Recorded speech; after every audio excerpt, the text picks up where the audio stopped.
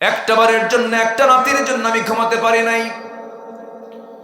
একটা কারণ, সেটা হলো ইসলাম গ্রহণের পূর্বে কোনোদিন মনে হয় না এমন কিছু, কিন্তু যেদিন থেকে ইসলাম গ্রহণ করেছি সেদিন থেকে রাতের বেলা যখন ঘুমাতে যাই তখন মনে হয় পিছন থেকে আমার সে মেয়েটা ডাকতেছে আব্বা আব্বা বলে। কি করেছে বলো তো খুঁজো। আমি আমার স্ত্রীর গর্ভে যখন সন্তান হলো সেই সময় বললাম বাবার বাড়ি যাও, সন্তান যদি ছেলে হয় নিয়ে আসবে, মেয়ে হলে জীবন্ত পুঁতে হত্যা করবে। পাঠায় দিলাম। সন্তানটা মেয়ে হয়েছে, বউটা আমাকে আড়াল করে সন্তান মেয়ে হয়েছে না বলে সন্তান মৃত হয়েছে। সন্তানটাকে পাশের বাড়িতে রেখে সন্তানকে ধীরে ধীরে আমার আড়ালে বড় করেছে। 6 বছরে দেখি নাই কোনোদিন। হঠাৎ করে একদিন আমার সামনে পড়ে গেল, চট করে ধরলাম, আমার মতো চোখ, আমার মতো কপাল, আমার মতো হাত পা, চট করে ধরে বউয়ের সামনে হাজির করলাম। বউটা আমার থরথর করে কাঁপে আর বলে, সন্তানের তথ্য কতক্ষণ গোপন করব, সন্তান তো আমাদেরই। আমি দারুণ খেপে গেলাম, অগ্নির শর্মা হয়ে গেলাম। শিরকিয়াতের কারণে, জাহালাতের কারণে মেরে ফেলার জন্য প্ল্যান করলাম, সূক্ষ্ম অভিনয় শুরু করলাম। মেয়েটাকে কোলের মধ্যে আদর করলাম। মেয়েটা বলছে বাবা তুমি তো খুব ভালো, আমার মা তোমার সঙ্গে কেন পরিচয় করে দিল না? হুজুর আমার সন্তানটা আমাকে সম্পূর্ণ বিশ্বাস করে আমাকে চুমা খায়, আমাকে আদর করে। পরের দিন সকালবেলা বললাম মা তোমাকে আজকে তোমার নানির বাড়ি নিয়ে যাব। সে পাগল হয়ে গেল, ছটফট করছে। মাকে বললাম মা আমাকে সাজিয়ে দাও। বউটা আমাকে সাজিয়ে দিল তার মেয়েকে। সাজগোজ করে মেয়েটাকে নিয়ে আমি যখন রওনা করলাম, চুমা দিলাম, আদর করলাম, মেয়ে আমার সঙ্গে রওনা দেওয়া শুরু করলো। কিন্তু সন্তান তো জানেন আমি কেমন পাষাণ পিতারে। হুজুর আমি সন্তানকে নিয়ে আমি রওনা দিয়ে জঙ্গলের দিকে চলে গেলাম। মেয়েটার মুখ ছোট হয়ে গেছে। মেয়ে বলছে বাবা এইদিকে যাও কেন, তুমি নানির বাড়ি না যাবা? কিচ্ছু বললাম না। জঙ্গল পার হয়ে সামনে গিয়ে আমি ঠিক দুপুরবেলা কোদাল হাতে নিয়ে গর্ত খনন শুরু করে দিলাম। মেয়েটা আমাকে বলছে বারবার বাবা নানির বাড়ি কখন যাবে, নানির বাড়ি কখন যাবে, গর্ত কেন খনন করছো? কিচ্ছু বললাম না। গর্ত খনন করি হুজুর, সে মেয়েটা আমার দাড়ির ভিতরে মাটিগুলো ছিটকে এসে পড়ে, আর আমার মেয়েটা আলতো করে সেই দাড়িগুলো সাফ করে দেয় আর বলে বাবা নানার বাড়ি কখন যাবা? আমার ঘর্মাক্ত দেহ কোদাল মারতেছে, শরীরটা ঘেমে ঘেমে যাচ্ছে, আমার ঘামগুলো টপ টপ করে পড়তেছে। গামছা দিয়ে সেই ঘামগুলো মুছে মুছে দেওয়ার বলে বাবা গর্ত কেন খনন করছো? কিচ্ছু বললাম না। গর্ত খনন যখন শেষ হয়ে গেল, এবার মেয়েকে বললাম মা দেখো তো গর্ত খননটা কেমন হয়েছে। আমার মেয়েটা বিশ্বাস করে নিয়েছে। আমার মেয়েটা একটা মুচকি হাসি দিল। মুচকি হাসি দিয়ে যখন গর্তের কাছে চলে গেছে, গর্তের কিনারে গিয়ে উকি মেরে যখন দেখতে নিলাম, আমি পেছন দিকে চলে আসলাম। এমন জোরে সজোরে আঘাত করলাম, এক আঘাতে এক ধাক্কায় মেয়েটা গর্তের মধ্যে পড়ে গেল। গর্তের মধ্যে যখন পড়ে গেছে, চিত হয়ে দুটো হাত এক জায়গায় করে বলছে বাবা বুঝতে পেরেছি তুমি আমাকে এই জায়গায় কেন এনেছো। আজকে মার কথা সত্য হয়ে গেছে, তুমি আমাকে মেরে ফেলবে বাবা। তোমার কাছে একটা বারের জন্য, আজীবনের জন্য একটা বার প্রাণ ভিক্ষা চাই। আজকে যদি তুমি আমাকে বাঁচায় দাও, আমৃত্যু এই চেহারা তোমার সামনে আমি কোনোদিন দেখাবো না। বারবার আমাকে আকুতি মিনতি করলো হুজুর, কিন্তু তৎকালীন সমাজের কারণে, শিরকিয়াতের কারণে, আউযু বিল্লাহি মিনাশ শাইতানির রাজীম। বিসমিল্লাহির রাহমানির রাহিম।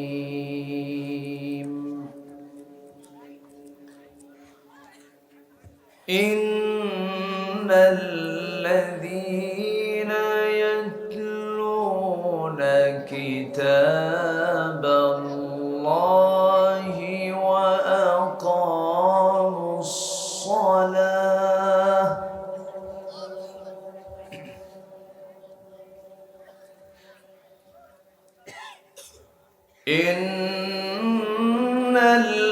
ইন্নাল্লাযীনা ইয়াতলুনা কিতাবাল্লাহি ওয়া আকামুস সালাহ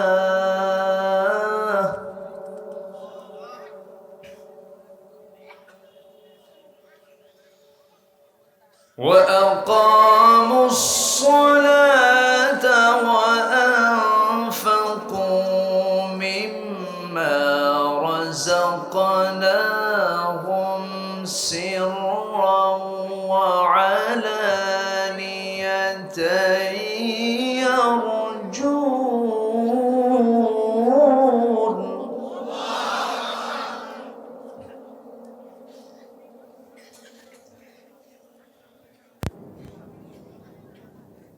سرا وعلانية يرجون تجارة لن تبور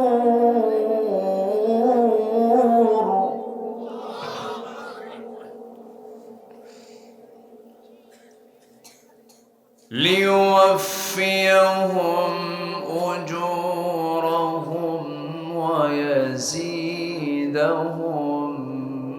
من فضله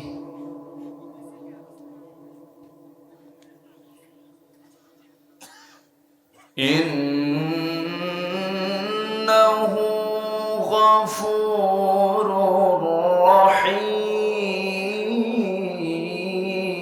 رحيم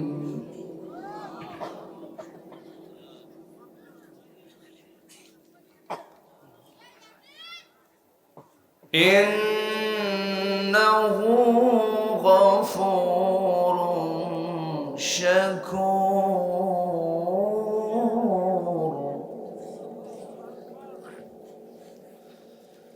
الله أكبر بسم الله الرحمن الرحيم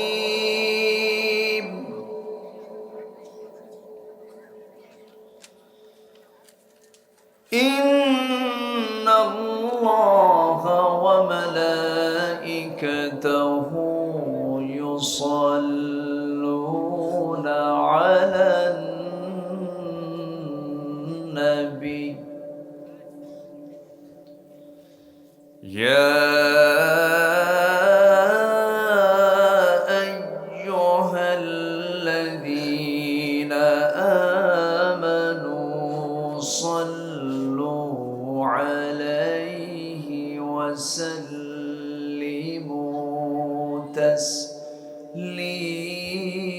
تسليما اللهم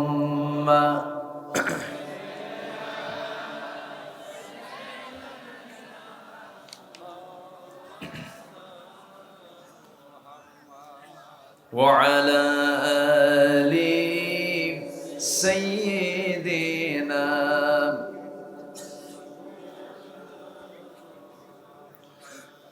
সবাই বলুন بلغ العلا بكماله كشف التجى بجماله حسنت جميع خصاله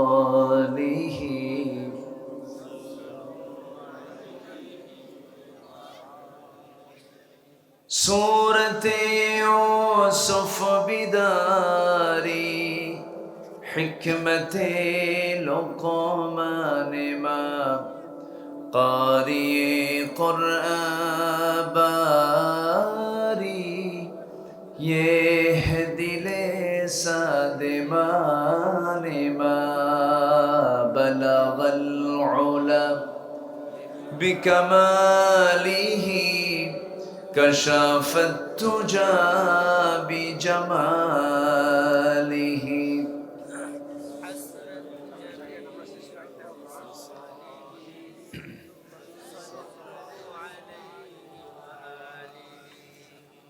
আমি কোরআনের সুর মাঝে শুনেছি যে নাম আজানের সুর মাঝেও শুনেছি সে নাম ও নাম শুনেছি আমি আমার হৃদয় হে রাসূল নবীজি তোমায়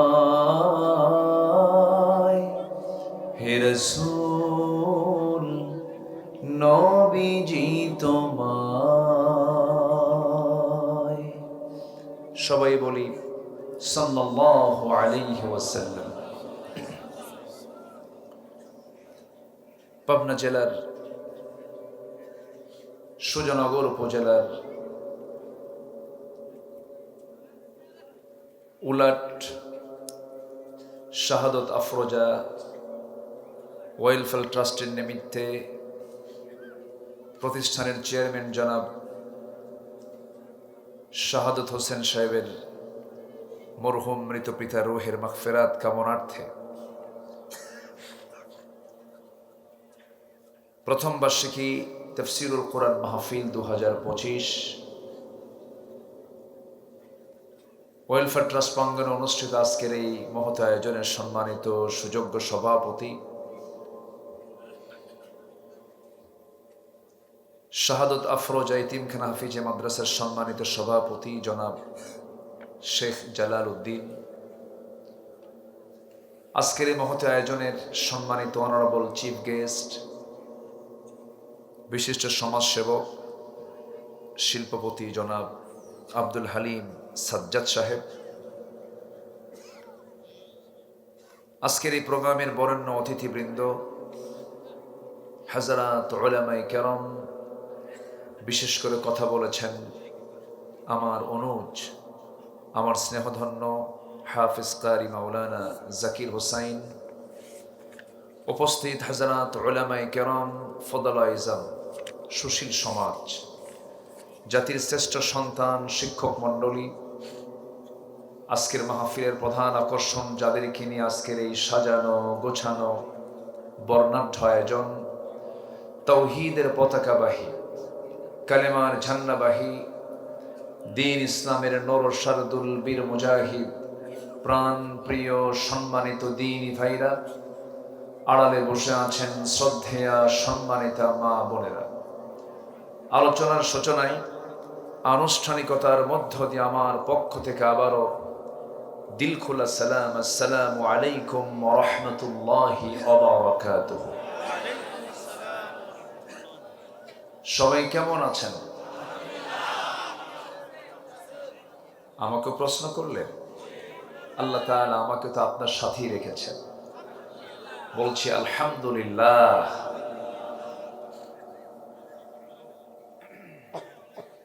মহান রব্বে করিমের শাহী দরবারে শুকরিয়া যে মহান আল্লাহ সুবহানাহু ওয়া তাআলা আমাকে আপনাকে একটি অনুকূল পরিবেশ, নিশ্চিন্ত মনে কোরআন শোনার বলার একটা সুযোগ আল্লাহ পাক তৈরি করে দিয়েছেন। বলি আলহামদুলিল্লাহ। এই তো মাত্র কিছুদিন আগেই তো মাহফিল করার কোনো পরিবেশ ছিল না। মাহফিল কমিটির জুতার তলা ক্ষয় হতো, মাহফিলের পারমিশন মিলত না। আমি কি ভুল বললাম? মাহফিল করা ছিল মাহফিল কমিটির কাছে যেন একটা অপরাধের মতো। যারা কোরআনকে বন্ধ করতে চেয়েছিল তারাই তো বন্ধ হয়ে গেল, ঠিক আছে না? আল্লাহ পাক আবার চালু করে দিয়েছেন। বলি আলহামদুলিল্লাহ। চিৎকার মেরে বলছে আল্লাহুম্মা ইন্নী আসআলুকা আল হুদা ওয়াত তুকা ওয়াল আফাফা ওয়াল গিনা। সবাই বলি আল্লাহুম্মা আইন্নি আলা যিকরিকা ওয়া শুকরিকা ওয়া হুসনি ইবাদাতিকা। আমরা আল্লাহ তাআলার শুকর আদায় করে নিলাম। একটু উঠতে একটু দেরি হয়ে গেল। আমরা অনেক ওয়াজও শুনছি। ছোট বাচ্চার ভিতরে যে কলিজা, ও তো গোটাটাই কলিজা, ও তো কাঁপলই না। কোনো কাঁপাকাঁপি আছে? একজন মানে দৃষ্টি আকর্ষণী করার মতো সে আবার শেষ করতে হয় কেন, সে শেষও করে দিল। প্রত্যুৎপন্ন মতিত্ব বলে এটাকে, উপস্থিত প্রজ্ঞা। খুব সুন্দর। আল্লাহ তুমি তাকে বড় আলেম বানাও।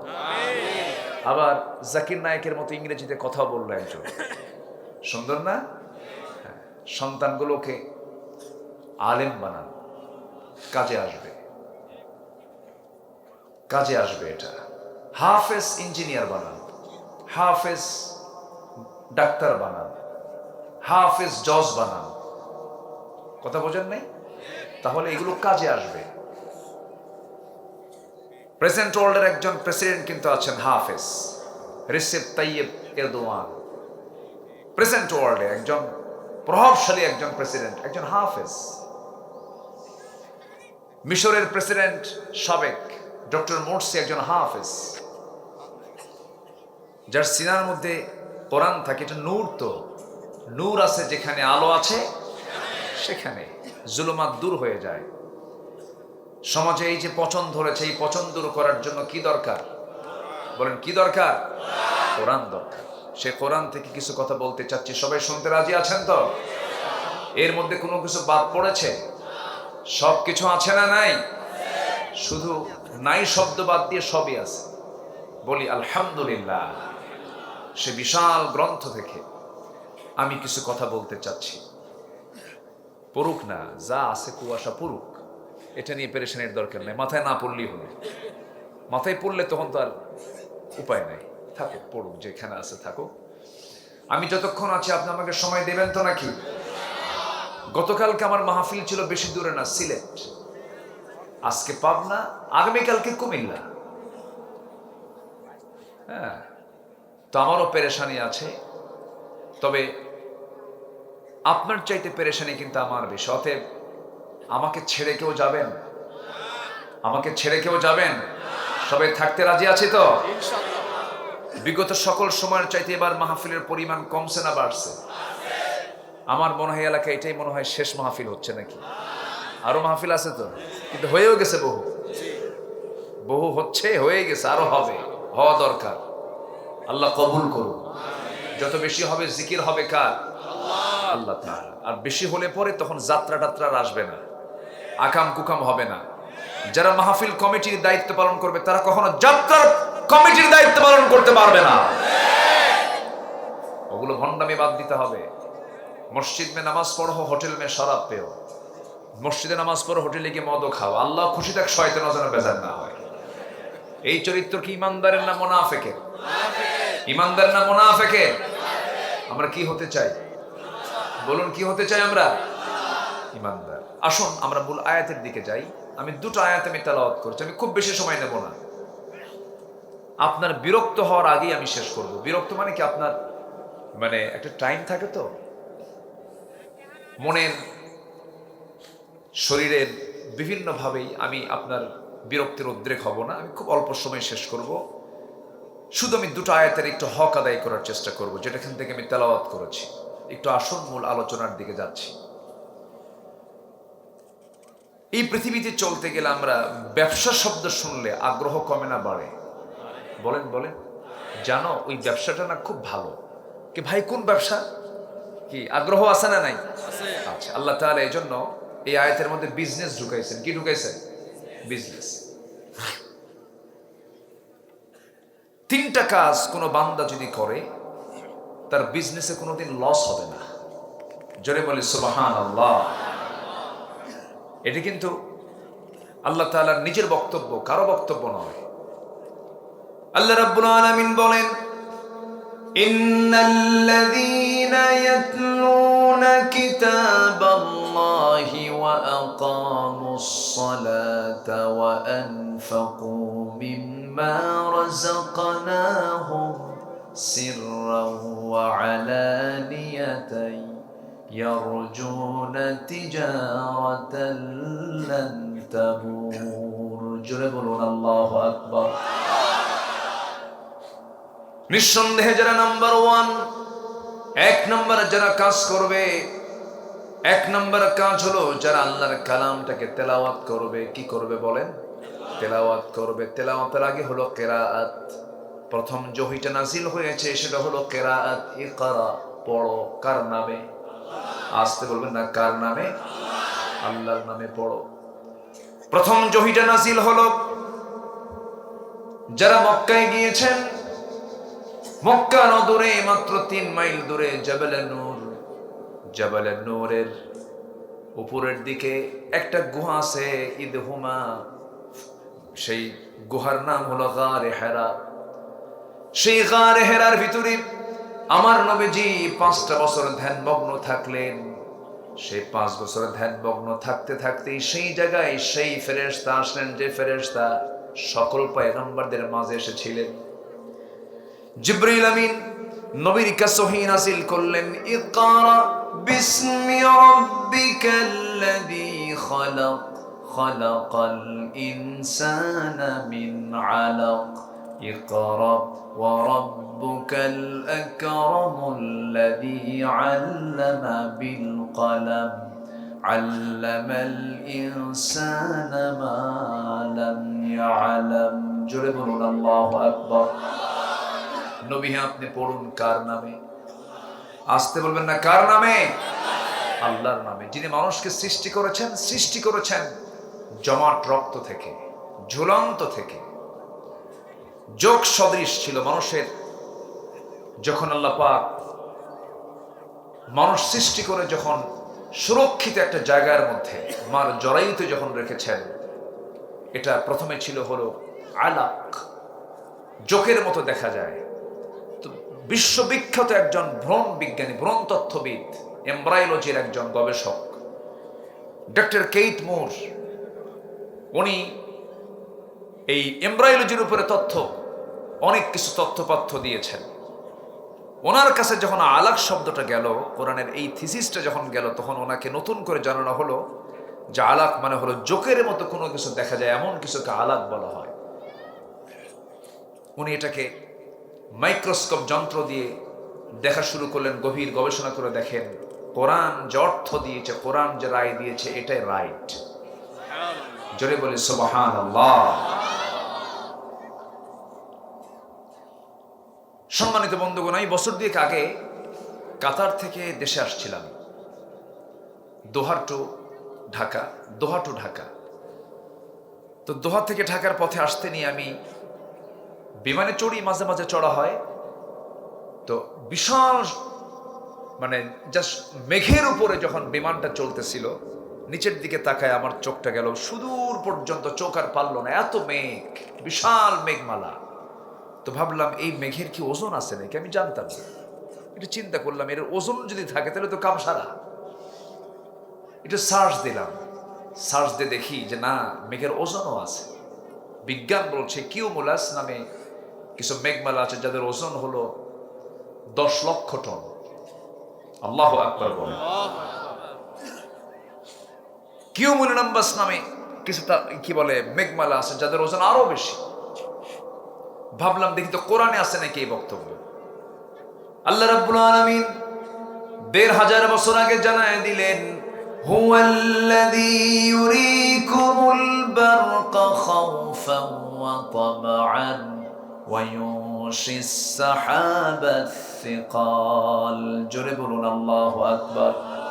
তিনি সেই মহান প্রভু যিনি এই আকাশে মেঘমালা সৃষ্টি করেছেন, জমাট করেছেন এবং সেটাকে ওজন করে ভারী করে সেখানে ঝুলায় রেখেছেন। জোরে বলি সুবহানাল্লাহ। যদি মেঘগুলো যদি পড়ে যেত, বলেন, যদি মেঘগুলো পড়ে যেত, মানুষকে বাঁচত? এই ইমারত, এই সুন্দর ঘর বাড়ি, এগুলো কি একটাও থাকতো? তাহলে আকাশে ঝুলিয়ে রেখেছেন মেঘগুলোকে কে? এই মেঘ বাষ্পীয় আকারে জমিন থেকে যখন পানিগুলো তুলে নেন বাষ্পীয় আকারে, এই সিস্টেমটা না করে যদি পাইপিং সিস্টেম হতো, পৃথিবী চলতো। সব কিছু ম্যানেজমেন্ট করেছেন যিনি আমার, তিনি কে? আল্লাহ তাআলা। সম্মানিত ভাইয়েরা, প্রথমেই বৃষ্টি নয়, প্রথমে বায়ুর প্রবাহ। কিসের প্রবাহ বলেন তো? বায়ুর প্রবাহ। এরপরে মেঘের স্তূপীকরণ, এরপর সেই ঘনীভূত সেই মেঘ থেকে আল্লাহ তাআলা এটাকে গলে গলে বৃষ্টি আকারে জমিনটাকে ধুলাই মলিন জমিনটাকে সিক্ত করেন। তিনি কে? আল্লাহ তাআলা। এটা বিজ্ঞান হালে এসে প্রমাণ করছে যে প্রথমে বায়ুর প্রবাহ হয়, এরপরে বৃষ্টি নাজিল হয়। তাহলে এই তথ্যগুলো আজকে বিজ্ঞান 19-20 শতকের সময় এসে বলল, অথচ আল্লাহ রাব্বুল আলামিন এই কথাটা আজ থেকে আরো 1500 বছর আগে বলে দিয়েছে। জোরে বলে সুবহানাল্লাহ। তাহলে এখন বলুন তো, বিজ্ঞান প্রমাণ করলো না কোরআন থেকে ধার নিল? কোরআন থেকে ধার নিয়েছে।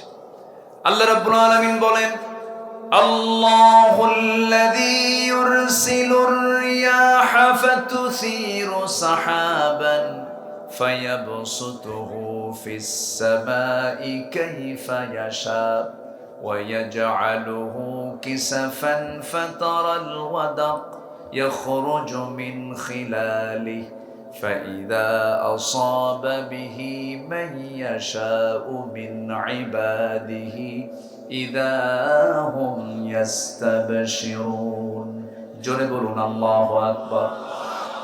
তিনি সেই আল্লাহ যিনি আগে বায়ু প্রেরণ করেন, মেঘমালাকে সঞ্চারিত করে তাপ, এরপরে মেঘমালাকে যেভাবে ইচ্ছে সেইভাবে তিনি ছড়িয়ে দেন আকাশে, স্তরে স্তরে তা রাখেন। আমার বন্ধুগণ, তাহলে এই যে তথ্যগুলো ১,৫০০ বছর আগে পৃথিবীর কোনো মানুষের পক্ষে দেওয়া কি সম্ভব নাকি? এই তথ্যগুলো দিয়েছেন তিনি আমার কে? তিনি আমার কে? আবার এই বৃষ্টি যে আকাশ থেকে পড়ে, পরিমিত পানি কিন্তু আল্লাহ পাক বৃষ্টি নাজিল করেন, ডিসপ্লানে নাজিল করেন না। যে পরিমাণ পানি বাষ্পীয় আকারে ওঠে সেই পরিমাণ পানি আল্লাহ পাক নাজিল করেন। জোরে বলে সুবহানাল্লাহ। আল্লাহ রাব্বুল আলামিন বলেন, ওয়াল্লাযী নাযালা মিনাস সামাই মাআন বিকদরিন ফাআনশারনা বিহি বালদাতাম মাইতান কাযালিকা তুখরাজুন। জোরে বলুন আল্লাহু আকবার। তিনি সেই মহান সত্তা যিনি আকাশ থেকে পরিমিতভাবে বৃষ্টি নাজিল করেন। এটাকে গবেষণা করে আজকে বিজ্ঞান বলতেছে, মেটেরোলজিক্যাল সায়েন্স, আবহাওয়া বিজ্ঞান বলতেছে, প্রতি সেকেন্ডে ভূপৃষ্ঠ থেকে প্রতি সেকেন্ডে 16 মিলিয়ন টন বাষ্পীয় হয়ে উপরে ওঠে। মিলিয়ন টন, কেউ তো আল্লাহু আকবার বললেন না। 16 মিলিয়ন টন, এটা যদি কোনো মেশিন সিস্টেম করে, টেকনোলজি প্রয়োগ করে কেউ যদি চেষ্টা করতো, এই পানিকে উপরে তোলা সম্ভব হতো? আসতে বলুন, সম্ভব হতো? এবং বছরের পরিমাণটা দাঁড়ায় হলো 513 ট্রিলিয়ন টন।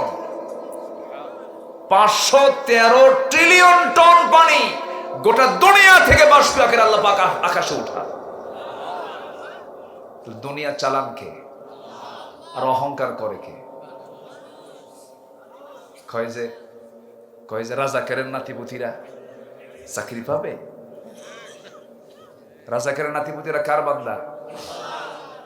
আসতে বলে কার বান্দা? বলুন তো, এই কথার মধ্যে অহংকার আছে না নাই? আসতে বলবেন, অহংকার আছে না নাই? অহংকার আছে যার, পতনও আছে তার।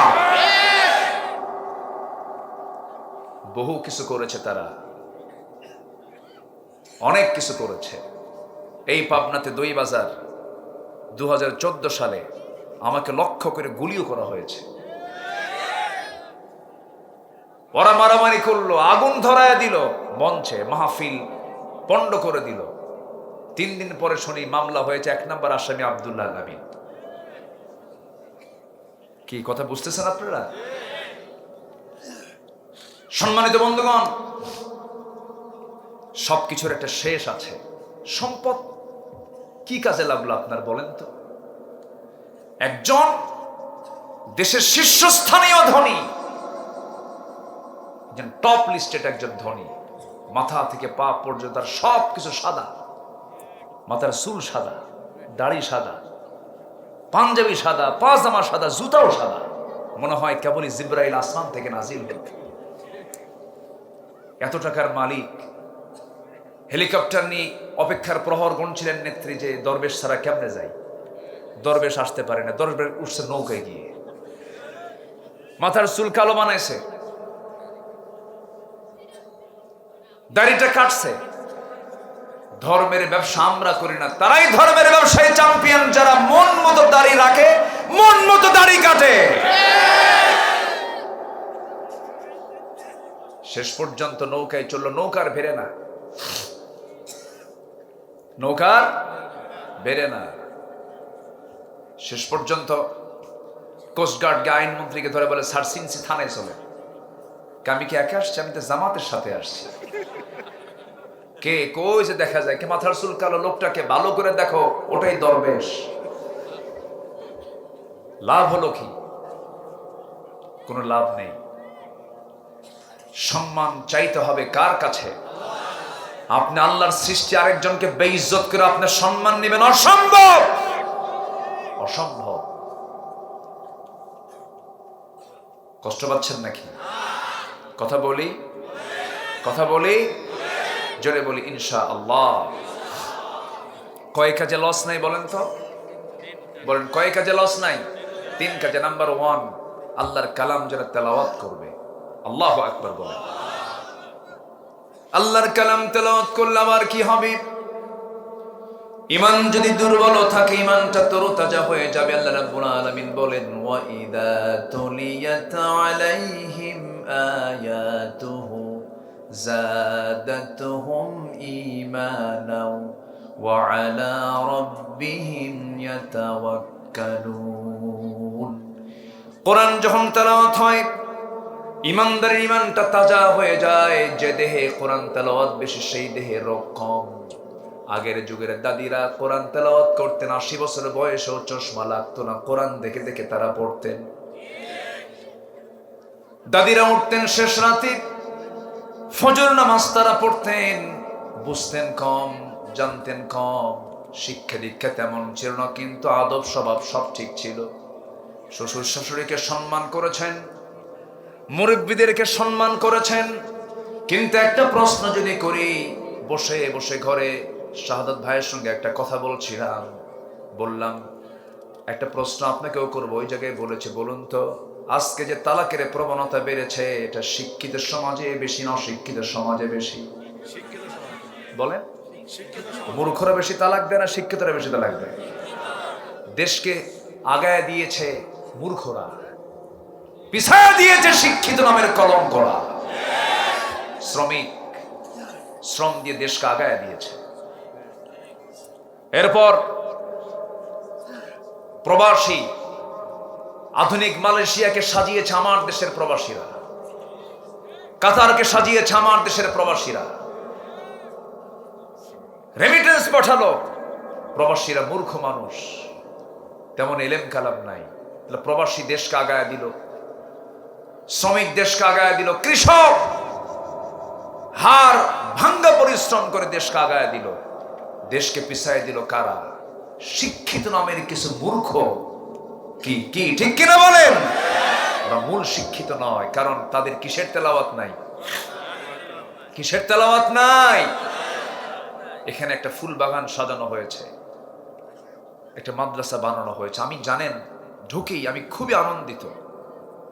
আল্লাহ তুমি এই মাদ্রাসাকে কিয়ামত পর্যন্ত কবুল করে নাও। কেউ তো থাকবো না, আমরা কেউ থাকবো?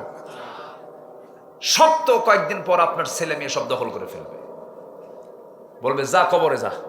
কই যা? যা কবরে। 24 ঘন্টাও দেরি করবে না। পৃথিবীতে আপন বলতে আমার কেউ নাই, কেউ আমার আপন না। কে বলেছে আমার বউ আপন? কে বলেছে আমার সন্তান আপন? কে বলেছে আমার বাপ আপন, মা আপন? কেউ আপন না। শুধু চোখ বন্ধ করে একটু ভাববেন, পৃথিবীতে আমার আপন জন বলতে কেউ নাই। আমার আপন তিনি কে? আমার আপন কে? আল্লাহ। এক্ষুনি আপনি মরে যান, সুন্দরী স্ত্রী আপনার, ছোট্ট বাচ্চা আপনার কোলে আছে, এক্ষুনি দুনিয়া থেকে বিদায় নিয়ে নেন। সংবাদ যাবে আপনার স্ত্রী কানে, হাওয়া করে কাঁদবে, সেন্সলেস হয়ে পড়বে। এরপরে হুঁশ থাকবে না, 3 দিন খাবে না, 6 দিন গলা ভেঙে বসে থাকবে, পাগলের মতো ছোটাছুটি করবে। কিন্তু দেখা যাবে 2 সপ্তাহ পার হলে পরে খাওয়া স্বাভাবিক হয়ে যাবে।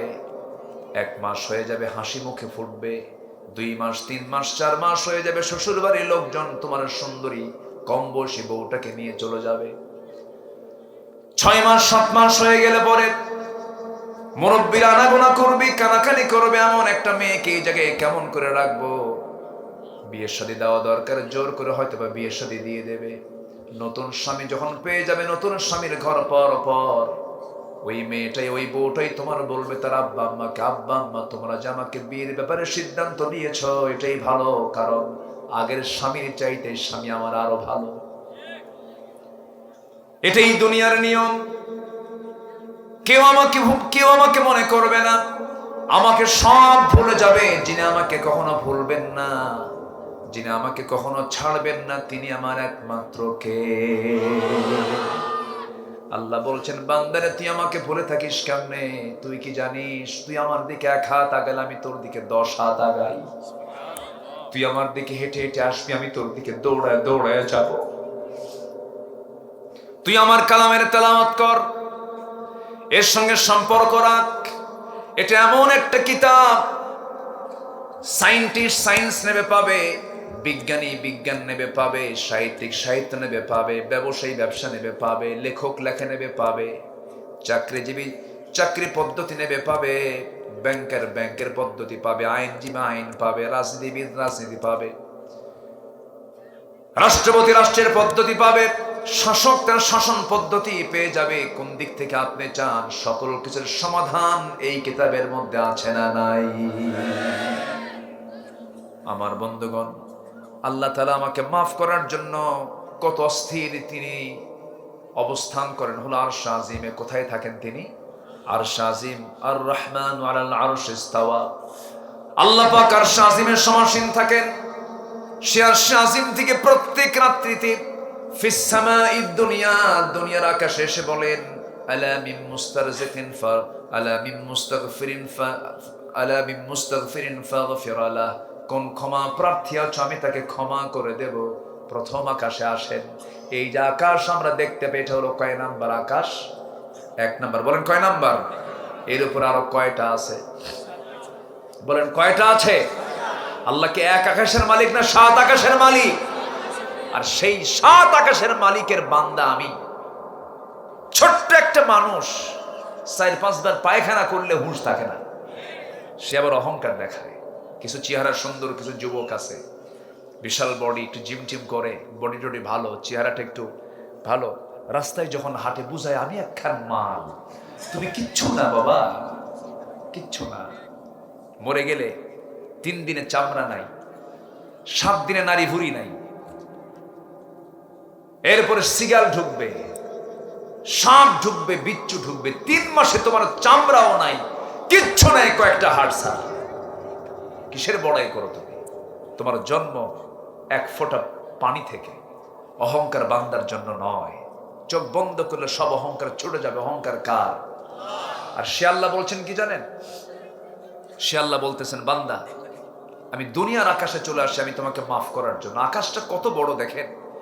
আমরা যেখানে বসে আছি, আমার কথা কি মন খারাপ করছেন আপনারা? কথা বুঝতে পারছেন তো? আমরা যেখানে বসে আছি এখান থেকে আকাশটা কয় মাইল দূরে? 3 মাইল? কিছু কন, একটা পরিমাণ কন দেখি। হ্যাঁ,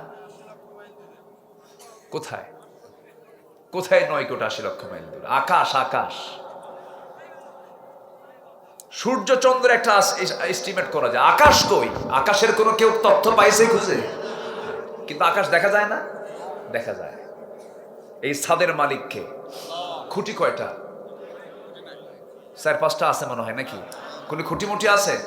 বলুন তো, পৃথিবীর কোন ছাদকে সঙ্গে পারবে? কাতারে গিয়েছিলাম, কাতারে এক শপিং মার্কেটে ঢুকে দেখি আকাশ রাতের বেলা দিনের মতো। ওরা পুরো উপরটাকে পুরো চাঁদনি রাতের মতো সাজাইছে, দিনের মতো সাজাইছে। মানে আকাশের ডিজাইন তারা করেছে। আকাশটা কত আধুনিক ডিজাইনের আকাশ, ছাদ। আল্লাহু আকবার। পৃথিবীর কোন বিল্ডিং কি খুঁটি ছাড়া হয়? আর আল্লাহ পাক একটা ছাদ বানায় রাখছেন, কোনো খুঁটি নাই। জোরে বলি সুবহানাল্লাহ। বিগাইরি আমাদিন তারাউনাহা। আমার ভাইয়েরা, এই আকাশটা কত দূরে? কান লাগাবেন, কানটা খরগোশের মতো খাড়া করবেন, মনোযোগ দিয়ে শুনুন। একটু ওই হাদিসের দিকে ব্যাখ্যা দিতে নিয়ে কথাটা বলতে আমি বাধ্য হচ্ছি, একটু বলা দরকার, একটু শোনেন। আমার আল্লাহ কত দূর থেকে আমাকে মাফ করার জন্য প্রথম আকাশে আসেন। আমরা যেখানে বসে আছি পাবনা জেলার সুজানগর উপজেলার উলাট গ্রামে আমরা বসে আছি। এই জায়গা থেকে আমরা যদি উপরের দিকে তাকায় একটা আকাশ দেখতে পাই, সূর্য দেখতে পাই, রাতের বেলা চাঁদ দেখতে পাই। এই চাঁদের দেশে মানুষ গেছে, সূর্যের কাছে মানুষ যেতে পারে নাই, কিন্তু কিছু তারকারা যে আকাশে দেখা যায়, তারকা একটা দুইটা নয়, বেটেল জুইস নামক একটা তারকা আছে, যে তারকা সূর্যের চাইতে 33 কোটি গুণ বড়। একটু আস্তে কোন সুবহানাল্লাহ। কত কোটি গুণ? কত কোটি গুণ বলেন? সূর্যের চাইতে একটা তারকার আকার 33 কোটি গুণ বড় একটা তারকা।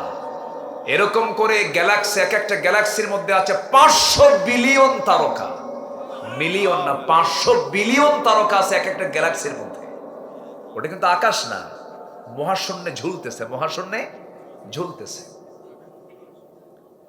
এই তারকাগুলো Betelgeuse, supernova, Adhara, Proxima Centauri, এই সমস্ত তারকাগুলোকে আল্লাহ রাব্বুল আলামিন মহাশূন্যের মাঝে ঝোলায় রেখেছেন। আবার আমার বন্ধুগণ, এরকম গ্যালাক্সি একটা দুইটা নয়, কোটি কোটি গ্যালাক্সি আল্লাহ রাব্বুল আলামিন মহাশূন্যে রেখে দিয়েছেন। মানুষ চাঁদে গেল, এখন মানুষ যদি চিন্তা করে আমরা একটা তারকার দেশ দেখতে যাব, পৃথিবীর সবচেয়ে নিকটবর্তী তারকার দেশ হলো প্রক্সিমা সেন্ট্রাই। প্রক্সিমা সেন্ট্রাই যদি কেউ যেতে চায়, দুনিয়ার কোনো যানবাহন দিয়ে কি যাওয়া সম্ভব নাকি? দিকে চেষ্টা করে দেখি তো নভোযান দিয়ে সম্ভব হয় কিনা। অ্যাপোলো 11 নামে একটা নভোযান আছে, লেটেস্ট নভোযান, যার ঘন্টার গতি হলো 39,000 কিলোমিটার। কত হাজার? মানুষ বানাইছে, কিন্তু মানুষের জ্ঞান যে নাই তা তো না। ঘন্টার গতি কত? 39,000 কিলোমিটার। অ্যাপোলো 11, এই অ্যাপোলো 11 যার ঘন্টার গতি হলো 39,000 কিলোমিটার, 39,000 কিলোমিটার বেগে যদি কেউ ওই নভোযানে চড়ে যদি রওনা দিয়ে দেয়, সেই সবচেয়ে নিকটবর্তী তারকার দেশ প্রক্সিমা সেন্ট্রাই যেতে যদি সময় নেয়, রওনা দেয়, তার সময় লেগে যাবে পার আওয়ার 39,000 কিলোমিটার বেগে সময় লেগে যাবে 1,15,000 বছর মাত্র। যাবেন কারা কারা? হাত তোলে। যাবেন? কেমনে যাবেন? বাঁচবেন কয়দিন? যাবেন কখন? কেউ তো সুবহানাল্লাহ বললেন না। জোরে বলেন সুবহানাল্লাহ। তাহলে তারকা সবচেয়ে নিকটবর্তী তারকার দেশে যদি যেতে এত সময় লাগে, আরো তারকা আছে, এরপর আকাশ আছে, তাহলে আমার আল্লাহ কত দূর? এই যে আকাশ, এই আকাশের চাইতে বিশাল বড় হলো দ্বিতীয় আকাশ, তার চারও বড় তার তৃতীয় আকাশ। সেই 7 আকাশের উপর হচ্ছে আরশ আজিম। সে আরশ আজিম থেকে প্রত্যেক রাতে প্রথম আকাশে এসে বলেন, বান্দা ক্ষমা চা, ক্ষমা করে দেব। জোরে বলে সুবহানাল্লাহ। ক্ষমা চাবে কখন? বিড়ি খাতি তো কামসালা। এত বিড়ি এই জাতি খায়, ওরে বাপরে বাপ। এই যে আসতেছিলাম ওখানে, যখন বহু লোক দেখলাম আসতেছে, এক একটা লোকের মুখ থেকে এক একটা বিড়ির গন্ধ। মাহফিল শেষে মুসাফা করতে আসে, রাগ করেন না, আবার একটু মজা করে বলতেছি, মোহাব্বতে মুসাফা করে, মুসাফা করি, মাশাআল্লাহ, কোনো সমস্যা নাই। কিন্তু কি বলে, গাড়িতে বসে যখন 2 হাত যখন নাকে নেই, তখন দেখি সুঘ্রাণ আর সুঘ্রাণ। তো বললাম তাড়াতাড়ি কিছু দাও, হাতটা ধুয়ে ফেলি। এত বিড়ি জাতি খায়, মনে হয় জাতি মানে বান্দার সৃষ্টি হয়েছে বিড়ি খাওয়ার জন্য। ভাত একবেলা মিস হোক, বিড়ি মিস হওয়া যাবে না, ঠিক কি না? এত খাওয়া খায়। হ্যাঁ, বিড়ি খেতেই হবে। আবার মাহফিল এসে বলে, হুজুর বিড়ি খাওয়া কি জায়েজ আছে? উনি চেষ্টায় আছেন যে এটাকে জায়েজ করা যায় কেন। আবার আপনি পান খান, বুড়া মানুষ, ঠোঁটটা লাল হলে দেখতেও সুন্দর লাগে, পান খান, পান খেতে সমস্যা নেই, কিন্তু পানের সাথে আবার হাকিমপুরি রহমতুল্লাহ আলাইহি কেন? এখানে কথা আছে, এখানে ক্লেম আছে না নাই? আচ্ছা, খাওয়া যাবে না। কি মাদক নিয়ে কি কিছু কথা বলার দরকার আছে? নেশা নিয়ে বলার দরকার আছে না নাই? যার নেশা আছে তার ক্ষতি ছাড়া কিছু নাই। কোন নেশার দিকে আমরা যাব না। জোরে বলি ইনশাআল্লাহ। যুবকরা ভালো হও, তোমার হাতে আগামীর বাংলাদেশ উঠবে। নামাজটা পড়ো, চরিত্র সুন্দর করো, গার্লস স্কুলের সামনে যায়া ইতিমের মতো বসে দেখো না, এগুলো লস প্রজেক্ট। ফুচকা টুচকা একসঙ্গে বসে খাইও না, চুরি ফিতে কিনা দেওয়ার দরকার নেই, একদম লস, একদম কি মনে থাকবে? আস্তে কয় মনে থাকবে। পিছনের দরজা দিয়ে যাবা না, বিয়ের প্রয়োজন হবে সামনে বলে ফেলবা, মুরব্বীকে বলে ফেলবা। যে যুবক বিয়ে করার আগ্রহ প্রকাশ করে সে চরিত্রবান, আর যে যুবক বিয়ে করার কোনো কথাই কয় না ও বাইপাস মারে। সোজা কথা কি ঠিক কিনা? এটা বাপ মাকে বুঝতে হবে যে না, ছেলে আমার বলতেছে, ছেলে ভালো থাকতে চায়। কি যুবকরা তোমরা খুশি হওনি? আস্তে কয় এই খুশি হওনি? তাহলে প্রেম হবে বিয়ার আগে না বিয়ার পরে? কি প্রেম হবে বিয়ার আগে না বিয়ার পরে? পরে। আগে কিসের? বিয়ের আগে যদি প্রেম করো, প্রেম কইরা বিয়ের আগেই সব শেষ হবে, বিয়ের পরে আর প্রেম খুঁজে পাবে না, খালি কিলেকিলি। কি হবে? দরকার নাই, শান্তি নাই এগুলোতে, এগুলোতে কোনো শান্তি নাই। যাও নাটক পাড়ায় যাও, যাও সিনেমা পাড়ায় যাও, আল্লাহর কসম করে বলি, সিনেমা পাড়ায় যাও, নাটক পাড়ায় যাও, কোন পরিবারের শান্তি নাই। নাম বলবো না, দেখে নাও, শান্তি কোথাও নাই। শান্তি ঈমান আনলে, আমল করলে, ইসলাম নিয়ে চললে, পরিবারকে আল্লাহওয়ালা বানালে, এখানেই শান্তি, এখানেই প্রশান্তি। জোরে বলি সুবহানাল্লাহ। কোন হাফেজের বাপ বৃদ্ধাশ্রমে থাকে না, কোন আলেমের বাপ মা বৃদ্ধাশ্রমে থাকে না। বৃদ্ধাশ্রমে থাকে সেই সমস্ত অর্বাচীন অযোগ্য সন্তানের বাপরা, যারা ডাক্তার হয়েছে কিন্তু আদব শেখে নাই, শিক্ষা তার, নৈতিকতা তার মধ্যে নাই। ধানমন্ডি শান্তি কে বলেছে? মনে আছেন আপনাদের? ধানমন্ডির একজন বাসিন্দা, একজন অভিনেতার শ্বশুর বৈধ পিস্তল দিয়ে রাত 1টার দিকে লাইভে এসে মাথায় পিস্তল ঠেকায় বলল, আমি সুইসাইড করছি, আমার সবই ছিল কিন্তু কেউ আমার আপন না। সম্পদ থাকলে শান্তি মেলে না। শান্তি, রিজিক, এগুলোকে বরকতময় করার জন্য 1 নাম্বার ব্যবসার পুঁজি হলো কিসের সঙ্গে সম্পর্ক রাখা? বলুন কিসের সাথে? প্রতিদিন আমার শুরু হবে, অক্সিজেন ছাড়া মানুষ বাঁচে? ঈমানের অক্সিজেন কি তেলাওয়াত করা বলেন? যেমন ঈমানের অক্সিজেন কি তেলাওয়াত করা? কোরআন তেলাওয়াত করা। আমার বন্ধুগণ, আল্লাহ রাব্বুল আলামিন বলেন, ইন্নাল্লাযীনা ইয়াতলুনা কিতাবাল্লাহি ওয়া আকামুস সালাতা ওয়া আনফাকু মিম্মা রাযাকনাহুম সিররান ওয়া আলানিয়া। আল্লাহর কালাম যারা তেলাওয়াত করবে তাদের ব্যবসায় কোনো লস হবে না। আমার বন্ধুগণ, আল্লাহ তাআলা এই কালামের মধ্যে যত দৃষ্টান্ত দিয়েছেন, কোন দৃষ্টান্তই কিন্তু অকাজের জন্য নয়। আল্লাহ পাক এই সূরার মধ্যে, এই কিতাবের মধ্যে একটা সূরার নামই দিয়েছেন মাকরসা। কি নাম দিয়েছেন? মাকরসা নামে একটা সূরা। মশার কথা বলেছেন সূরা বাকারার ভিতরে। এই লোকগুলো ওঠে কেন? কি কোনো সমস্যা? হ্যাঁ,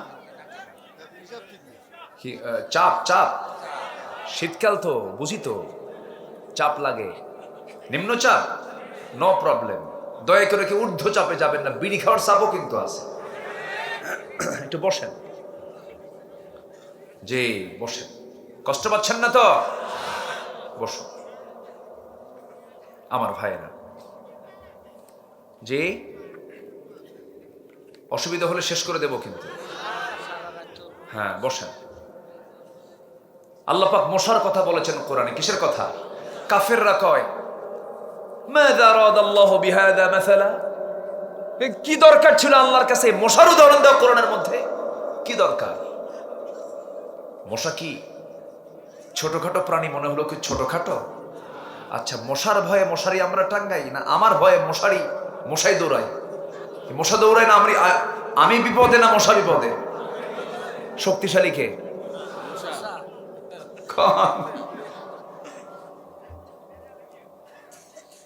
মশারি টাঙ্গাতে হয়। শীতের রাতে ঘরের মধ্যে কোথাও মশা নাই, কোথাও মশা নাই, চোখে পড়ি না, লাইট বন্ধ, কানের কাছে এসে সারেগামা পাধানিসা শুরু হয়ে গেছে। কি ঠিক আছে না? আর ঘুম হয় না। কেমনে টের পেল? মশা 75 ফুট দূর থেকে টের পায় যে ওখানে একটা সলিমুদ্দি শুয়ে আছে। তাহলে আমার চাইতে ওর ঘ্রাণ শক্তি কম না বেশি? আমার চোখে ধরা পড়লো না, কিন্তু মশার চোখে আমি ধরা পড়ে গেছি। আমি মানে ওর রাডারে পড়ে গেছি। আচ্ছা, রোগীকে অজ্ঞান করার জন্য অপারেশনের সময় কি বলে? ওটাকে কি বলে? হ্যাঁ, এনেস্থেশিয়া করে। মশা কি করে জানেন? আপনার এখানে রক্ত খাবে, আগে এনেস্থেশিয়া করে, আগে অজ্ঞান করে। তুই অজ্ঞান হ, সুবহানাল্লাহ বলবেন না আপনি? তাহলে মশা আগে কি করে? এনেস্থেশিয়া করে, আগে অজ্ঞান করে, এরপর হুল ফুটায় দেয়। তুই টের পাবি, তোর বাপও টের পাবে না। আল্লাহু আকবার বলবেন না? মশা দুর্বল? কে বলছে মশা দুর্বল? আমার বন্ধুগণ, এই মশা আল্লাহ রাব্বুল আলামিন উদাহরণ দিয়েছেন। আল্লাহর কালামগুলো এই জন্য তেলাওয়াত করা দরকার। ইন্নাল্লাহা লা ইস্তাহি আন ইয়াদরিবা মাসালান মা বাউদাতান ফামা ফাওকাহা। আল্লাহ পাক লজ্জাবোধ করেন না এই সমস্ত প্রাণীর উদাহরণ দিতে, কারণ এর মধ্যে অবশ্যই শিক্ষা আছে না নাই? ইউদিল্লু বিহি কাসীরা ওয়া ইয়াহদি বিহি কাসীরা। নাম্বার 1 হলো মশা থেকে আমাদের শিক্ষা নেবার অনেক কিছু আছে। এর মধ্যে 1 নাম্বার শিক্ষা, মশা যখন বেশি খায়, বেশি খাইলে পরে মশার হায়াত কমে না বাড়ে? এই 16 বছর যারা খাইছে, কম খাইছে না বেশি খাইছে? কি দেরি করে না তাড়াতাড়ি করে? কম খাবে। আস্তে কন কেন? ঠিক কিনা? 11 লক্ষ কোটি টাকা দেশ থেকে পাচার করেছে তারা, বেশি খাইতে গেছে, মরছে তাড়াতাড়ি। ঠিক কিনা? আছে, মশা থেকে শিক্ষা আছে। নাম্বার 2, মশা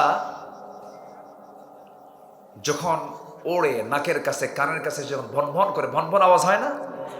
ওর পাখাটা নড়ে। পৃথিবীর কোন এরকম মেশিন আজ পর্যন্ত আবিষ্কার হয় নাই।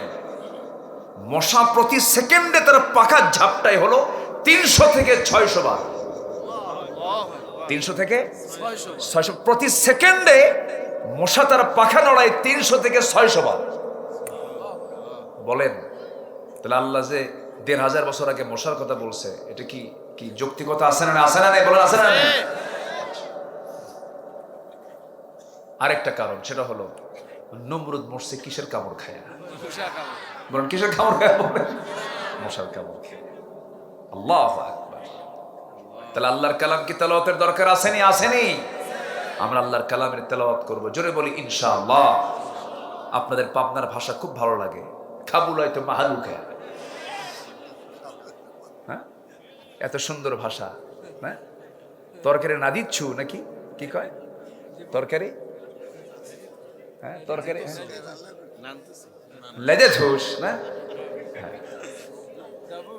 হ্যাঁ, এত সুন্দর ভাষা। ভাষার মধ্যে কিন্তু মজা আছে। বলি আলহামদুলিল্লাহ। পাবনার ভাষা বোঝা যায়, কিন্তু নোয়াখালীর ভাষা আরো বেশি বোঝা যায়। হ্যাঁ, কি সুন্দর করে। হ্যাঁ, সব ভাষার মধ্যে মজা খেয়ে দিয়েছেন। বলেন তো মজা খেয়ে দিয়েছেন? আমরা কি আল্লাহর কালাম তেলাওয়াত করব না? জোরে বলি ইনশাআল্লাহ। নামাজে কি লাগে? নামাজের কিসের তেলাওয়াত লাগে? তেলাওয়াত লাগে। তেলাওয়াত ছাড়া কোনো জায়গা নাই। এই জন্য কোরআন তেলাওয়াত আগে শিখবো আমরা। জোরে বলি ইনশাআল্লাহ। একটু কান লাগাবেন, একটু মনোযোগ দিয়ে সময় শুনবেন। এই কালাম তেলাওয়াত করে সাইয়েদনা ওমর ফারুকের মতো মানুষ, যে লোকটা রাসূলকে মারার জন্য গেলেন, কিন্তু মারতে গিয়ে মারতে পারলেন না, হেরে গেলেন। কিসের? তেলাওয়াতের কাছে। আল্লাহু আকবার। সাইয়েদনা ওমর ফারুক যখন রাসূলকে মারতে গেছেন তরবারি নিয়ে, আবু জাহেল বলে ফেলল, আমর ইবনে হিশাম বলে ফেললো, কে মারবে? মুহাম্মদ বিন আব্দুল্লাহকে। তরবারি উঁচু করে ওমর ফারুক বললেন, আমি মারবো। রওনা দিয়েছেন তিনি, কিন্তু পারলেন না, কারণ তার কানের মধ্যে ঢুকে গেছে আল্লাহর কালামের তেলাওয়াত। তাহা মা আনজালনা আলাইকাল কুরআনা লিতাশকা, এই আয়াত যখন শুনলেন সঙ্গে সঙ্গে তিনি চোখের পানি আটকাতে পারলেন না। আয়াতগুলো নিয়ে গিয়ে নবীর সামনে দাঁড়ায় চোখের পানি ফেলে ফেলে তরবারি নবীর পায়ের কাছে রেখে দিয়ে বলছে, আল্লাহর নবী, আপনাকে আজকে হত্যা করতাম কিন্তু পারলাম না, কোরআন তেলাওয়াত আমাকে হারায় দিয়েছে। জোরে বলি সুবহানাল্লাহ। ওমর কি মানুষ হয়ে গেলেন দেখেন, কি ব্যক্তি হয়ে গেলেন তিনি। রাষ্ট্রের তহবিলে কিছু মধু ছিল। রাষ্ট্রের তহবিলে কি ছিল? মধু ছিল। সেই মধুটা রাষ্ট্রের তহবিলই ছিল, তার মধুর প্রয়োজন, তিনি অসুস্থ, মধু তাকে শরীরে প্রয়োগ করতে হবে, মধু নিচ্ছেন না। তিনি বললেন, জনগণ আমাকে যতক্ষণ পর্যন্ত রায় না দেবে আমার এই মধুটা নেওয়া আমার জন্য হারাম। জনগণ যদি আমাকে জায়েজ বলে দেয় আমি তখন মধুটা আমি নিতে পারবো। আল্লাহু আকবার। আমার বন্ধুগণ, ওমরে ফারুক রাদিয়াল্লাহু তাআলা আনহু, তার এক ছেলে বাজার থেকে ছোট্ট ঘোড়া কিনে এনেছেন। তিনি ঘোড়াটাকে বড় করে বিক্রি করবেন, মোটা তাজা করে বিক্রি করবেন। তার ছেলে ঘোড়া কিনে আনছে, কিন্তু ঘোড়াটাকে ঘাস খাওয়ায়। ওমরে ফারুক যেখানে থাকেন সেটা হলো রাষ্ট্রের জায়গা, তার পিছনে একটা রাষ্ট্রের জায়গা আছে, সেখানে ঘাস জন্মায়। সেই রাষ্ট্রের জায়গার উপরে যে ঘাস জন্মায় সেই ঘাস তার ছেলে সেই ঘোড়াকে খাওয়ায় আর ধীরে ধীরে বড় করে। ঘোড়া যখন বড় হয়ে গেল, মোটা তাজাকরণ করার পর ঘোড়া বিক্রি করতে গেছে লাভ করার জন্য, বাজারে বিক্রি হয়ে গেছে। কিন্তু যেদিন বিক্রি হয়েছে সেদিন ওমর ফারুক আর বাড়ি থেকে বের হন না, আমার ছেলে আগে আসুক। দরজার মুখে দাঁড়ায় আছেন। সামনে ছেলে যখন দাঁড়ায় আছে, ছেলেকে বলছেন, আমার কলিজার টুকরার সন্তান, ঘোড়া কোথায়? বিক্রি করেছি। কিনছো কত? এত। বিক্রি করছো কত? এত। লাভ হয়েছে কত? এত।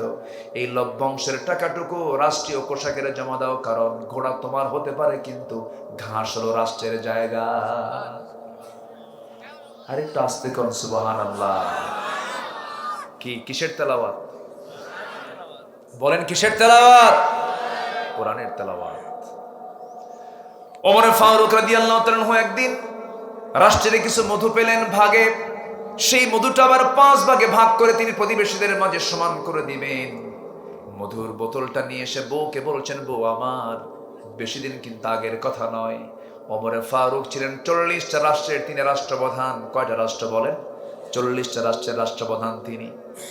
হাতের মধ্যে মধু নিয়ে এসে বউকে বলছেন, বউ আমার, এই মধুর বোতলে 5টা ভাগ করবে, আমাদের একটা অংশ আর বাকি 4টা অংশ প্রতিবেশীর মাঝে বন্টন করবে। বউকে দায়িত্ব দেওয়ার 2 থেকে 3 মিনিট পর আবার বলছেন, স্ত্রী, মন খারাপ করা যাবে না, আমি তোমাকে মধুভাগের দায়িত্ব দেব না, আমি অন্য কাউকে দেব। বলুন, কোন স্বামী যদি স্ত্রীর সঙ্গে এমন আচরণ করে পরিবেশ কেমন হবে? কিছুই হবে না। মানে আপনাদের বউরা সব রাবেয়া বস্ত্রী হয়ে বসে আছে, কোনো গন্ডগোল করবে না? না, হ্যাঁ লাগবে, কিছু লাগবে নাকি? লাগবে কিনা? তুমি সংসার করবে আমার সাথে, এত সন্দেহ করো? কিচ্ছু বললেন না তার স্ত্রী, মধুর বোতলটা নিলেন। কিন্তু মনক্ষুণ্ণ হওয়া স্বাভাবিক। মধুর বোতলটা নিয়ে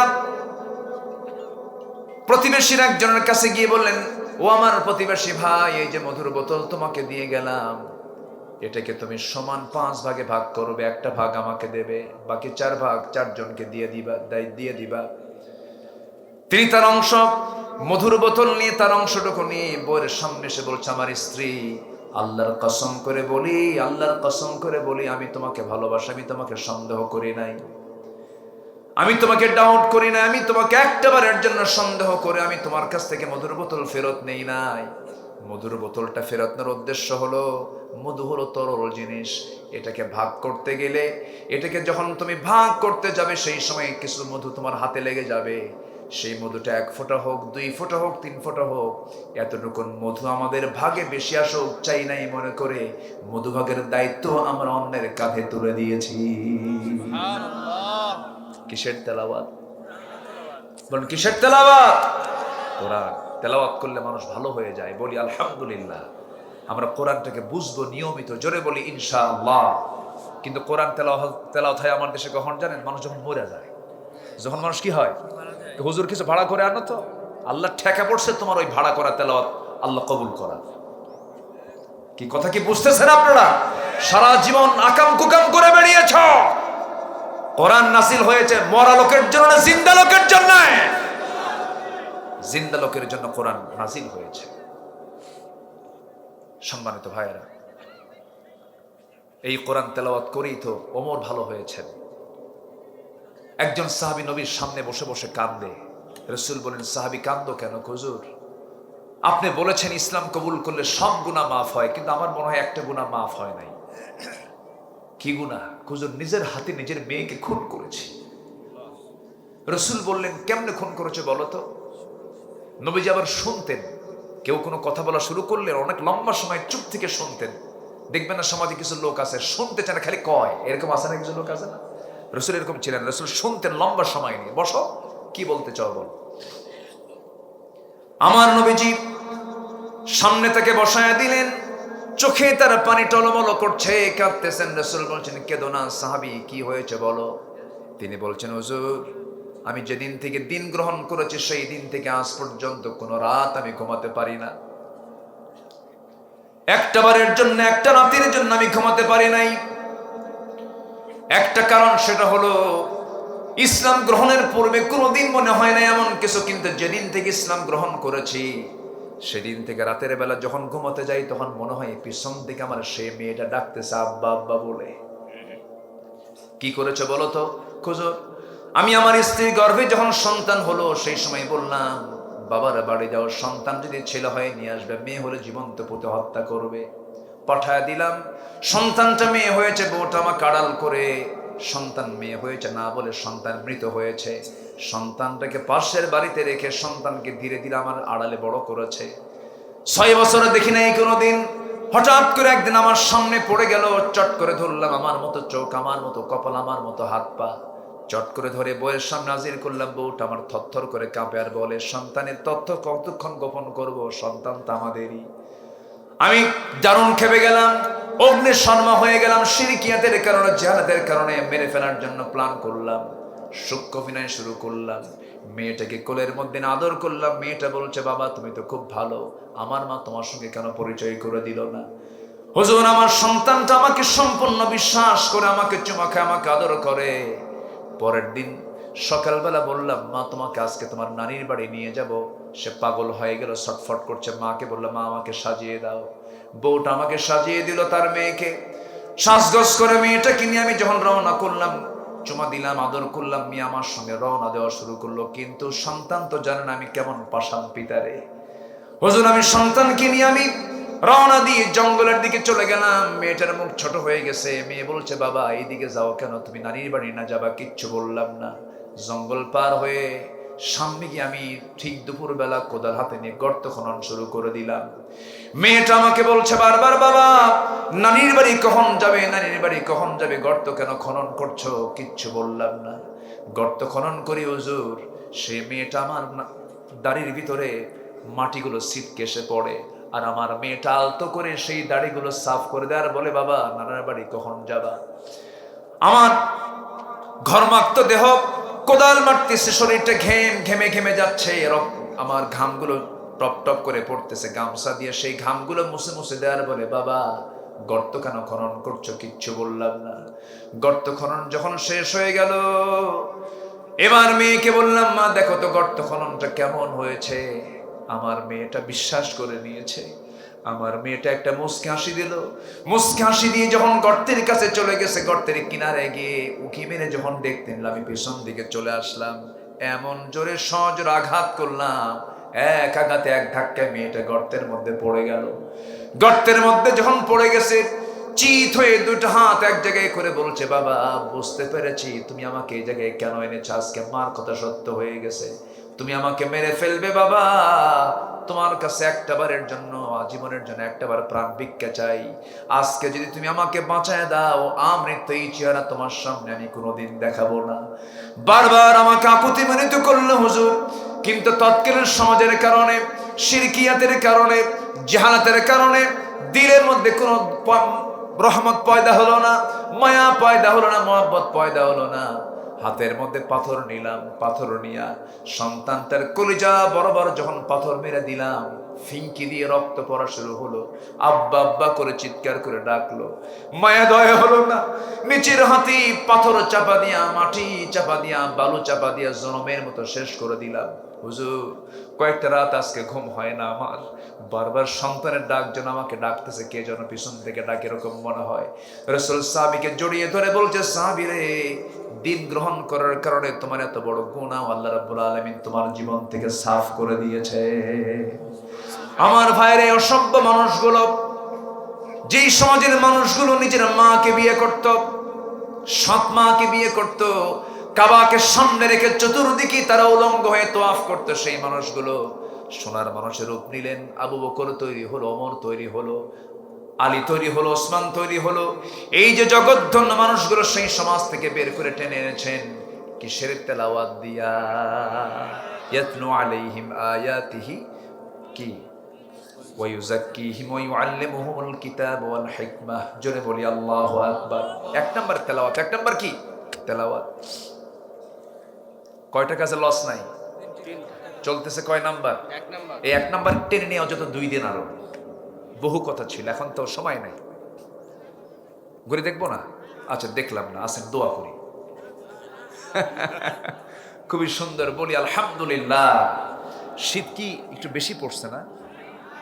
শীত এর চেয়েও বেশি ছিল, এর চেয়েও বেশি ছিল, আজকে কম তাই। কিন্তু হঠাৎ করে আমার কাছে মনে হয়, আমি তো ওইদিকে ছিলাম, মনে হচ্ছে কুয়াশা খুব পড়তেছে। একটু কুয়াশা পড়েছে মনে হয়, কুয়াশা একটা রেস্ট্রিকশন। জি, যাই হোক, আপনারা যারা এসেছেন মাহফিলে, আমি মনে করি এক একজন বীর মুজাহিদের ভূমিকা পালন করেছেন। বলি আলহামদুলিল্লাহ। তবে কি সবাইকে কোরআন তেলাওয়াত করতে রাজি আছেন? নামাজ বাদ দিয়া? হ্যাঁ, নামাজে তেলাওয়াত আছে না নাই? 5 ওয়াক্ত নামাজ পড়বেন কারা কারা, একটু হাত তুলে দেখান দেখি। জোরে বলি ইয়া আল্লাহ, আরো জোরে ইয়া আল্লাহ। আমাদেরকে 5 ওয়াক্ত সালাত আদায় করা তৌফিক তুমি আল্লাহ দিয়া দাও। জোরে বলি আমিন। হাত নামান। কষ্ট পেলেন? কষ্ট পেলেন? আচ্ছা, সম্মানিত ভাইয়েরা, নামাজ পড়লাম, বাপ মাকে ভাত দেই না, এরকম সন্তান তো সুজানগরের নাই মনে হয়, আছে? কিন্তু পীর বাবার দরবারে গরু পাঠায়। পীর বাবার দরবারে কি পাঠায়?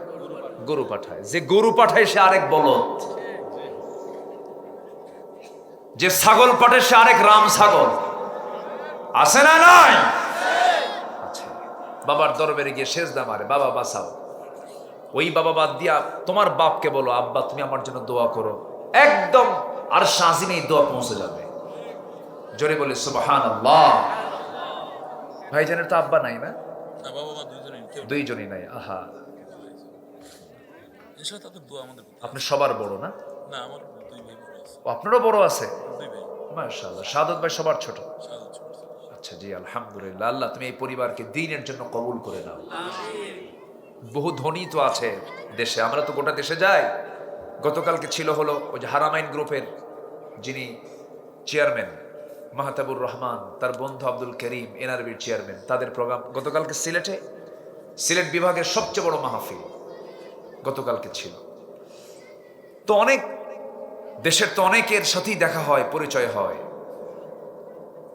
কত বড় বড় বড় গ্রুপ অফ ইন্ডাস্ট্রিজের মালিক তারা, কিন্তু দিনের ব্যাপারে তাদের আগ্রহ কম। আজকে যদি ধনীরা যদি দিনের দিকে ঝুঁকে পড়ত, দেশ আজকে অপসংস্কৃতির আগ্রাসনের শিকার হতো না। যখন আসলাম মাদ্রাসার সামনে, যখন দাঁড়ালাম, বুকটা শীতল হয়ে গেল। খুব সুন্দর, এত সুন্দর একটা মহৎ উদ্যোগ তিনি নিয়েছেন। আল্লাহ তুমি এই প্রতিষ্ঠানকে কবুল করো। জোরে বলি আল্লাহুম্মা আমিন। সকল সম্পদ যেন কল্যাণে ব্যবহার হয়। মানুষ খায় কতটুকু? খায় বেশি, খায় কি মানুষ বলেন তো? বেশি তো খায় না। সম্পদ যেন কল্যাণে আসে, সম্পদ যেন কাজে আসে, আল্লাহ পাক সেই তৌফিক সবাইকে দান করুন। জোরে বলি আমিন।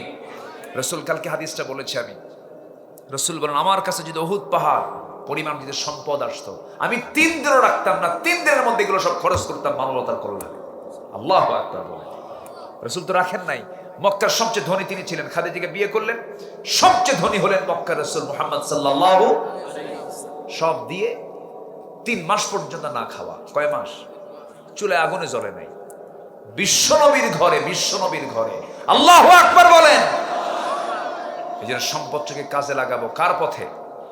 আল্লাহর পথে। আল্লাহ কবুল করুন, জোরে বলি আল্লাহুম্মা আমিন। বাপ মাকে ভাত দেওয়ার দরকার আছে না নাই?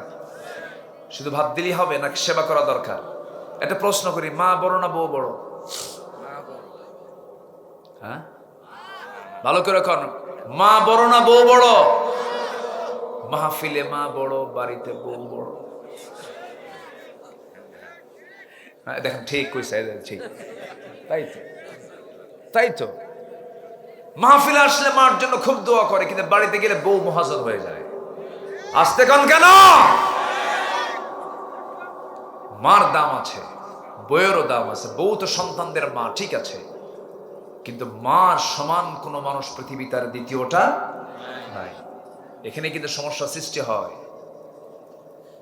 কোন স্ত্রী যদি আপনাকে তার মা থেকে, আপনার মা থেকে যদি সম্পর্ক ছিন্ন করার যদি কোনো চিন্তা করে, একটা কথা মাথায় রাখবেন, যদি কোনো ব্যক্তির দ্বারা প্রভাবিত হয়ে যদি আপনি আপনার মা থেকে যদি ছিটকে পড়েন, পৃথিবীর সবচাইতে বড় বরকত থেকে আপনি ছিটকে পড়বেন। এটা করা যাবে না, কখনো না। মাকে ভাত দেয় না, মার পাশে দাঁড়ায় না। এই নাটোরে মাহফিল ছিল গত বছর। একজন বৃদ্ধা মা, 72 বছর বয়স, আমার কাছে ভাঙ্গা হাতে একটা চিঠি লিখেছেন। আমাকে বলছেন, হুজুর আমার বয়স 72 বছর, 3টা ছেলে 1টা মেয়ে, মেয়েকে বিয়ে দিয়েছি, 3টা ছেলেও বিয়ে করে নিয়েছে। এই 3টা ছেলের ঘর আমার ঘরের চতুর্পাশে। আমার বয়স 72 বছর, এই বুড়া বয়স আমি নিজে রান্না করে খাই। আর আমার ছেলেদের ঘর থেকে যখন রান্না বান্না হয়, সে রান্নার ঘ্রাণ এসে আমার নাকে ধাক্কা খায়। হুজুর দোয়া করবেন আমার সন্তানদের কলিজাটা যেন নরম হয়ে যায়। আমার বন্ধুগণ, অথচ সেই মা যখন ওই সন্তান 4টা যখন ছোট ছিল, যখন ক্যা করে কাঁদতো, শীতের মধ্যে ঘন ঘন পেশাব পায়খানা করে দিত, সেই কঠিন সময়গুলোতে মা 1 হাঁড়ি রেঁধেছেন না 4 হাঁড়ি রেঁধেছেন? 1 হাঁড়িতে খাওয়াইছেন। 1 হাঁড়িতে মা 4 সন্তানকে খাওয়াতে পারলেন, কিন্তু 4 হাঁড়িতে 1 মার খাবার জোটে না। কি আমি কি ভুল বলছি? মাকে ভাগ করে নেয়। মাকে কি করে নেয়? ভাগ করে নেয়। তোর কাছে 7 দিন, তোর কাছে 3 দিন, তোর কাছে 10। ছোট লোক কি আসতে গান কেন? ছোট লোক। 3 দিন, 4 দিন, 5 দিন, 7 দিন করে ভাগাভাগি। কিসের ভাগাভাগি এখানে? মা তার মন যে ঘরে যাবে সেই ঘরেই মা যাবে। কি আসতে গান কেন? যে ঘরে মা যাবে সেই ঘরে বরকত, সেই ঘরে কি বরকত। এগুলো করা যাবে না। আপনি কি জানেন, মা যদি সিগন্যাল দেন আমার সন্তান ভালো, আল্লাহ বলবেন আমার ওই বান্দা ভালো। বাপ যদি বলেন যে আমার ছেলেটা ভালো, আল্লাহ বলবেন এই বান্দা আমার ভালো। রাত 3টার দিকে আমি গত বছর একটা মাহফিলের স্মৃতিচারণ করছি। রাত 3টার দিকে আম্মার সঙ্গে দেখা হয় না বহুদিন। মাহফিলে যাই, বিভিন্ন জায়গায় যাওয়া হয়। 3টার দিকে আমি মাহফিল করে মাকে ফোন দিলাম 1টার দিকে, মা আমি আসতেছি। বুড়া মানুষ, বাবা আসবা তুমি? হ্যাঁ। মোটামুটি 4টা বেজে গেল। দরজায় গিয়ে নক করলাম, চট করে দরজা খুলে দিয়েছেন। বললাম, মা তুমি কি ঘুমাও নাই? মা বলতেছে, বাজান তুই কি খাবি? আমার তো টেনশন হয়েছে, রান্না বান্না করছি। কিন্তু আপনি 3টার দিকে আপনার বউকে যদি বলেন আমি আসতেছি, 4টার দিকে আসতেছি, রান্না বান্না করবা, ঠান্ডার মধ্যে রান্না বান্না করা যায় নাকি? একটা মানুষ কোনোদিন সন্তানের কাছে অভিযোগ কখনো দেয় না, তিনি হলেন মা।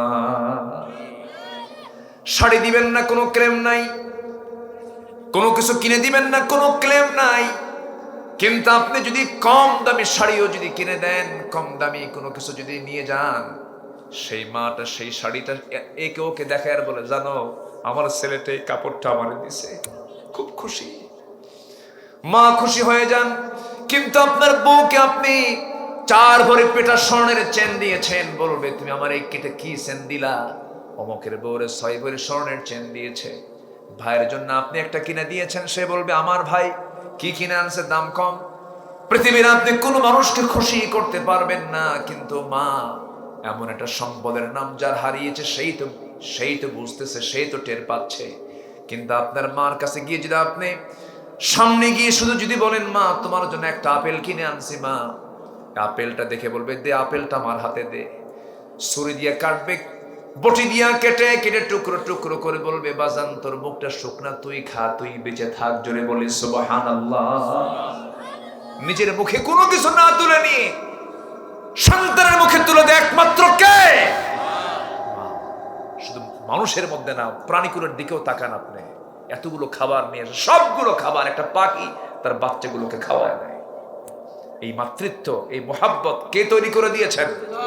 আর সেই মা তোমার কাছে বিরক্ত হয়, সে মা তোমার কাছে বিরক্তকর মনে হয়, সে মাকে খাবার দিতে নিয়ে তোমার কৃপণতা আসে, হিসাব করো এত দিতে পারবো না। বাপ মার খরচে কোনো হিসাব নাই, ঠিক কিনা?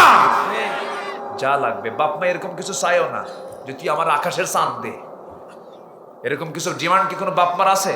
না, বরং আপনি বেশি টাকা দিলে বলে এত লাগে না আমার, তুই নে এটা, তুই এটা কর, এত খরচ করিস কেন, ধমক মারে উল্টা, ঠিক কিনা? পৃথিবীতে দুজন মানুষকে কম দিয়ে সন্তুষ্ট করা যায়, সে দুজনকে বলেন, বলেন কে? মার বাবা। আসুন না আমরা চেষ্টা করি হকগুলো আদায় করার জন্য। জি, বাবার কথা বলা দরকার না, কে জানে কি কইলো এখানে। আচ্ছা একটা প্রশ্ন করি, মা বড় না বাপ বড়? বাপ ছোট। আজ থেকে বাপ ছোট। আচ্ছা বাবার দাম বেশি না মায়ের দাম বেশি? হ্যাঁ, মায়ের দাম বেশি আর বাবার দাম নাই। আচ্ছা বাপ মা যদি নামাজে দাঁড়ায়, ইমাম কে হবে? তো মায়ের দাম যে বেশি, মা কি ইমাম বানান? এখন কোন কার দাম বেশি, ইমামের দাম বেশি না মুসল্লির দাম বেশি? আচ্ছা, পরিবারে গন্ডগোল লাগছে, একটা বিচারে বসবে, ছেলে মেয়ে স্বামী স্ত্রী সব বসছে, বিচারপতি কে? কেন মাকে বলেন? তাহলে বিচারপতির দাম বেশি না বিচার প্রার্থীর দাম বেশি? কে বলেন? হ্যাঁ, তাহলে বাবার দাম বেশি, মায়ের হকটা বেশি। মায়ের কি হক বেশি? দুধ খাওয়াইছে, বাপরের করতে হয় নাই। তারপরে মা ডেলিভারির যন্ত্রণা সহ্য করেছেন, করতে হয় নাই। পেটে ধারণ করা কি যে কষ্ট। যারা বাবা হয়েছেন তারা কিন্তু স্ত্রীর দিকে তাকালে অনেকটা টের পান কষ্টটা কি। একটা জীবিত মানুষ আরেকজন জীবিত মানুষের পেটে টানা, নড়াচড়া হয় না, ডান কাত হলে বাম কাত হয় না, বাম কাত হলে চিত হয়ে শোয়া লাগে, পিঠ লেগে যায়, ভিতরে শুধু খেলে 4500 বার মার কলিজায় গিয়ে আমরা লাথি মেরেছি পা দিয়া। কত হাজার বার? 4500 বার। সায়েন্স বলছে 9 মাসে। সেই মার হক আপনি কি দিয়ে আদায় করবেন? আপনার গায়ের চামড়া তাও হবে না, 1 ফোঁটা ঋণ শোধ হবে না, 1 ফোঁটা দুধের ঋণ শোধ হবে না। আসুন সে আব্বা আম্মার সঙ্গে আমরা ভালো আচরণ করা শিখি। আর যদি পারেন বউকে পিটাবেন। কি বউকে পিটানো যাবে? মাদের করে যায় তখন পারেন, হুজুর এতক্ষণ তো লাইন ভালোই ছিল, আবার এইদিকে আসলেন কেন? যে বউ নামাজ না পড়ে আপনি কি করবেন? মারবেন? হ্যাঁ, দেখছেন, শাসন করাই লাগবে, কি মারবেন? মারা যাবে না, শাসন করতে পারেন কিন্তু মারবেন কেন? বলবেন, আপনি চোখ রাঙিয়ে বলবেন, চোখের ভাষায় কথা বলবেন। বউকে মারা লোক তো খুব ভালো না। যারা সমাজে বউকে মারে তারা সমাজের খুব প্রশংসা আছে না তাদের, জানো লোকটা খুব ভালো, বউকে পিটায়, এটা খুব প্রশংসা না? এটা বউকে পিটানো কি সুন্নতে মুআক্কাদা? রাসূল কোন স্ত্রীকে মেরেছেন? তবে 4টা কারণে বউকে মারা যাবে। কয়টা কারণে শুনবেন? শুনবেন? মারার জন্য দেখছেন, মারার জন্য। হ্যাঁ, যারা কইছে হ্যাঁ ওরা ওদের বউই নেই।